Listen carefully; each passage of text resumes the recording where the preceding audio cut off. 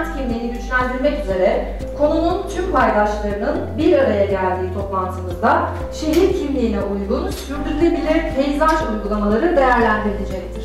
Ben bu toplantıyı organize eden kent konseyimize, bu konuyu dertlenen hem 23 nolu hem 53 nolu komitedeki arkadaşlarıma, sektörün sıkıntılarıyla dertlenen arkadaşlarıma, komite üyesi, meclis üyesi arkadaşlarıma çok teşekkür ediyorum. Evet, çiçekçilik sektörü hepinizin de bildiği gibi zaten işin içindesiniz. Aslında hafta sonu daha çok çalışarak belki de ticaretini devam ettiren alanlardan bir tanesi. İstihdam açısından bakıldığında engelli istihdamının en yoğun olduğu, kadın istihdamının en yoğun olduğu alanlardan bir tanesi sizin alanınız. Bu anlamda da belki de devletin sırtındaki yüklerden çok önemli birini alıyorsunuz. Ben bu anlamda da hepinize teşekkür ediyorum. 14 Şubat geldi, Sevgililer Günü ve işyerlerimiz kapalı. Bununla ilgili Ankara Kent Konseyimizin, Ankara Ticaret Odamızın, Büyükşehir Belediye'mizin gerçekten büyük katkıları oldu ve 13-14 Şubat'ta bu işyerlerimiz açık olacak. 12, 13, 14 Şubat'ta 20-24 arası evlere çiçek servisi yapabileceğiz. 12, 13-14'te 10-17 arasında iş yerlerimiz açık kalacak. Ben bunun için Umumi Sağ Kurulu'ndaki arkadaşlarımıza, Sayın Valimize, Büyükşehir Belediye Başkanımıza destekleri için teşekkür ediyorum. İnsanların moral kaynağısınız. Bir doğum gününde siz hatırlanıyorsunuz, bir atamada siz hatırlanıyorsunuz, bir hayırlı olsun da siz hatırlanıyorsunuz, bir sevgililer gününde siz hatırlanıyorsunuz. Bu insanların bunu hatırlaması için morale ihtiyacı var. O anlamda da hakikaten zor günler geçirdiğimizi biliyorum. Yapılması gereken, atılması gereken bütün adımların atılmasıyla ilgili bir gayretin içinde olacağız. Ben ve yönetimdeki arkadaşlarımız, Kent Konseyi Başkanımız burada hep beraber İnşallah katkı sağlarız. İnşallah bu toplantıdan hayırlı neticeler çıkar. Ben saygıyla, sevgiyle, hürmetle hepinizi selamlıyorum. Burada tabii pandemi şartlarına dikkat ederek sınırlı sayıda bir arkadaşımızla toplandık ama sadece ATO'da bu sektörleri ilgilendiren 1000'in üzerinde arkadaşımız var. Esnaf odamızda yine bir o kadar arkadaşımız var.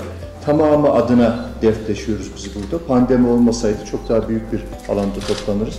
Belki bir dahaki toplantımızı Yıldırım Beyli projesinin tam ortasında, kalbinde Ankara'nın bütün çocuklarıyla çiçeği, bitkiyi buluşturacağımız bir iklimde yaparız. Çünkü bir rehabilitasyon alanıdır. Sadece buradaki arkadaşlarımızın para kazanma alanı değil de çok bereketli bir alandır. Bu açıdan da ben çok önemsiyorum. Ben peyzaj sektöründe uzun yıllar peyzaj müteahhitliği yaptım. Kamu tarafında çalıştım. Daha çok İstanbul'da çalıştım. İstanbul'da orta refüjlerden mezarlıklara kadar birçok alanda uzun yıllar çalıştım. 2000'in üzerinde arkadaşımız emekçiyle çalıştım. Bu 2000 üzerindeki arkadaşımızdan emekçi tarafının ne hissettiğini, üreticinin, tedarikçinin, Yalova'daki, Sapanca'daki üreticilerin, Ödemiş'tekilerin, Ankara'daki hepsinden önemlisi bu ya. Karşıyaka'da, bu çamurun içerisinde, yani Elmas ablaların ne hissettiğini biliyorum. Oradaki kadınlarımızın. Bu çamurun batağın içerisinde bebeğini orada sallarken menekşeyi nasıl viyolle buluşturup ondan sonra nasıl saksıya taşıdığı sürecine şahit oldum ben.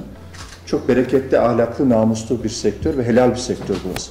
O açıdan da bu sektörle ilgili konuşmak, helali konuşmaktır aslında. Dünyanın her yerinde çok değer verilen bir sektör. %97'si tarım arazisi olan bir kentte neden hak ettiği değeri bulamadı? Bunu konuştuk defalarca.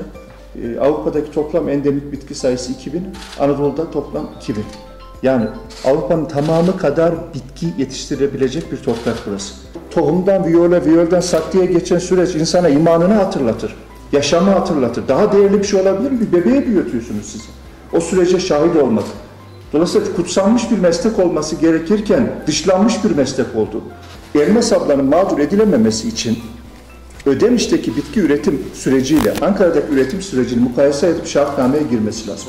Ankara'da bu iklimde yetişen bir çiçek, biyolle tanışan bir çiçeğin Ankara toprağında orta refüjde yaşam ömrünü mukayese etmek zorundayız. Bunu mukayese ettiğimiz zaman Ankara'da bizim üreticilerimiz avantajlı hale gelecek. Başka bir çaremiz yok. İnovasyona mahkumuz biz. Yenilik icat etmediğimiz müddetçe eski geleneklerle ticaretimizi geliştirme şansımız yok. ATO'nun her 100 üyesinden 70'i işini kaybetmekle karşı karşıya. Yeni iş alanları geliştirmek zorundayız. Kaybedilmeyecek iş alanlarından biri bu. Peyzaj, bitki. Hani insanlık ne kadar bilişimde ilerlerse ilerlesin bundan vazgeçmeyeceğiz biz. Dolayısıyla yaşayacak mesleklerden biri olduğu için hem mevcudu koruyabiliriz hem de bu mesleğe yeni insanlar dahil edebiliriz kaybolan mesleklerden. Ben bu Ankara fiyat avantajının altını tekrar çiziyorum. Mukayesenin doğru yapılması durumunda bizim Ankara'daki bütün arkadaşlarımızın satış yapabileceğini ve Sayıştay dahil herkese düzgün izah edilebileceğini, bunun yaşam ömrü ve kentteki bitki kullanımıyla ilişkilendirdiğimiz zaman Ankara'daki üreticilerin bu fırsatı çok iyi değerlendireceğine inanıyorum ve hepinize saygılar sunuyorum. Değerli başkanlarım, kıymetli katılımcılar, aklı, fikri, düşüncesi, çabası Ankara için olan misafirler, hepinize saygı ve sevgiyle selamlıyorum. Kıymetli başkanımız Sayın Mansur Yavaş'ın bizlere açtığı yolda Ankara için daha iyi hizmet etmenin yöntemlerini arıyoruz. Başkanımız, başkentin yerli üreticilerinin ürettiği bitki ve ağaçlarla donatacağız sözünü referans kabul ederek bu doğrultuda hamleler yapıyoruz. Ankara için daha iyi neler yapabiliriz? Bunun yolunu arıyor, ortak akıl üretmeye çalışıyoruz.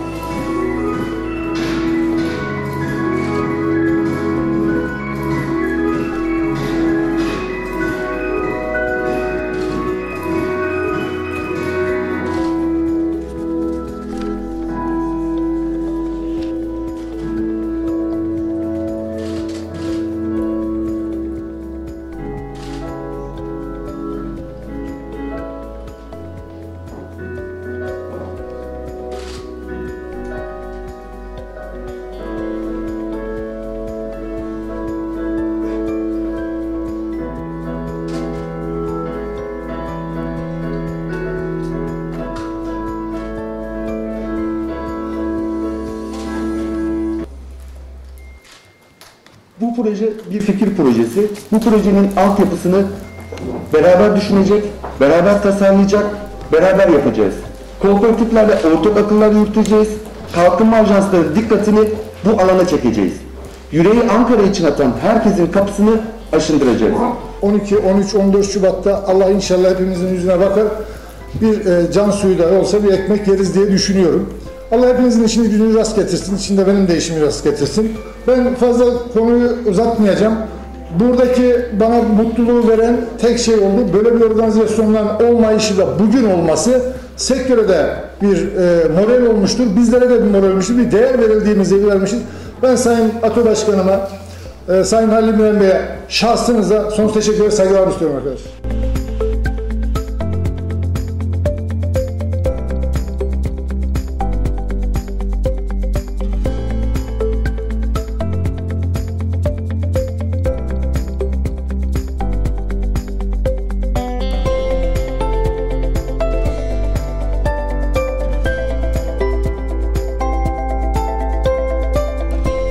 Biz bu proje fikrini Karşıyaka'da arkadaşların talebi doğrultusunda oluşturduk. Evet.